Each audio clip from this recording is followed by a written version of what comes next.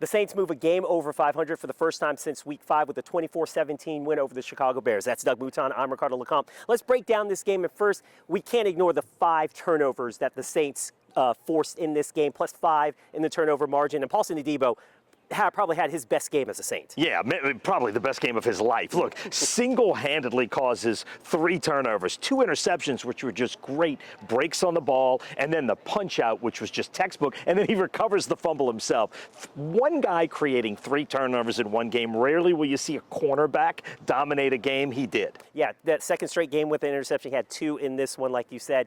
And the one kind of disconcerting thing for me is that you go plus 5 in the turnover margin, but you only win by 7.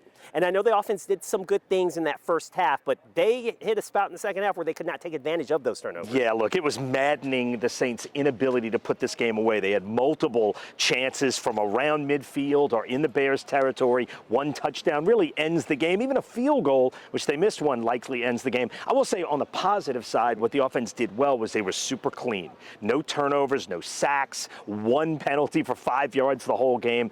They were clean, but it was maddening the lack of the ability to end it. One thing I will also add that they were successful in the red zone, and particularly when you're running Taysom Hill, he had a running touchdown and that passing touchdown, and I had so much fun talking in the locker room afterwards on that play where he found a wide open Juwan Johnson in the back of the end zone. You actually had 2 Bears defenders covering Colin Saunders on the play. I know he's been so impactful playing that fullback position, but come on, you can't cover 2 guys on the guy, the defensive tackle. Yeah, no, it was crazy, and Taysom Hill said it was his first read was Colin Saunders. They wanted to get him a touchdown. Then the second read was Foster Moreau on the backside. Then the third read is Juwan Johnson. So look, one knock on Taysom Hill has been an inability to go through progressions. He did it beautifully on that play, found the wide open guy. Huge play for the Saints. Now with this win, the Saints moved to 5-4 in the year, and most importantly, they're in first place in a very weak NFC South. So considering how the Saints were probably in the beginning part of this season, they're in first place, so you got to be happy about that if you're a Saints fan. For Doug Mouton, I'm Ricardo LeCompte,